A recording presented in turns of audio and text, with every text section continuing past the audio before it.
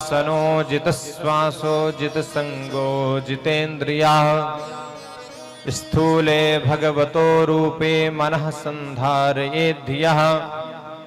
सबसे पहले ध्यान करने के लिए क्या करना चाहिए? जितासन होना चाहिए। आसन को जीतना चाहिए। पहले आसन की सिद्धि करना चाहिए।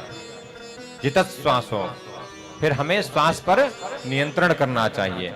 प्राणायाम करना चाहिए। आजकल तो अनुलोम विलोम चलता है, प्राणायाम की भी विधि होती है। प्राणायाम में बहुत बल है। प्राणायामः परम बलम। प्राणायाम में बड़ी ताकत होती है। पूरक, रेचक, कुंभक विधि से प्राणायाम किया जाए तो बहुत शक्ति है उसमें। जितासनो जितश्वासो जित संगो, संग जीतना चाहिए हमें, असंग होना चाहिए। जितेंद्रिया, हमें अपने इंद्रियों को जीतना चाहिए। 5 ज्ञानेंद्रियां और 5 कर्मेंद्रियां, और इन सबका स्वामी मन। जब हम इंद्रियों को जीत लेंगे तो मन हमारा अपने आप स्थिर हो जाएगा।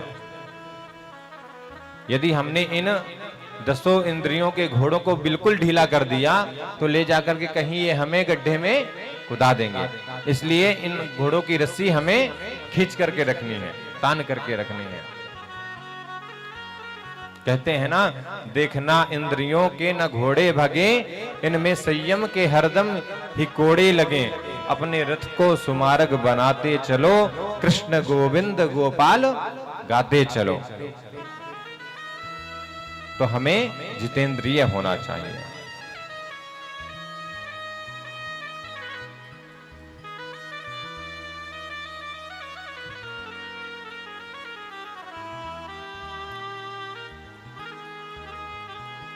सुखदेव जी महाराज कहते हैं, ध्यान करने से पूर्व हमें इन 4 बातों का ध्यान रखना चाहिए, तभी हमारा ध्यान अच्छा लगेगा। ध्यान भी 2 प्रकार का होता है। कौन कौन सा? स्थूल ध्यान और सूक्ष्म ध्यान। स्थूल ध्यान यह है जो ये सारा संसार दिख रहा है, ये सारा संसार परमात्मा का ही स्वरूप है। और जो ये नदियां दिख रही हैं ये भगवान की नाड़ियां हैं। जो पर्वत दिख रहे हैं ये भगवान की हड्डियां हैं। और जो जितनी वृक्षावली हरी हरी दिख रही है ये सब भगवान की रोमावली है।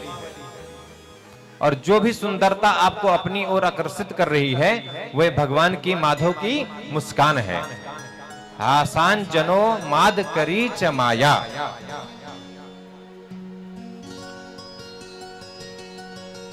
तो हमें ध्यान करने से पहले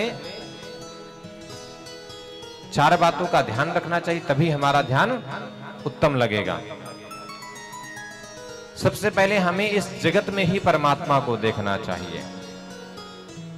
जब हम इस जगत में सभी प्राणियों के अंदर परमात्मा को देखने लगेंगे तभी हमारा ध्यान अच्छा लगेगा। जब हम बाहर हमारी दृष्टि भगवान की होगी तभी हम मन के अंदर भगवान को देख पाएंगे। गोस्वामी तुलसीदास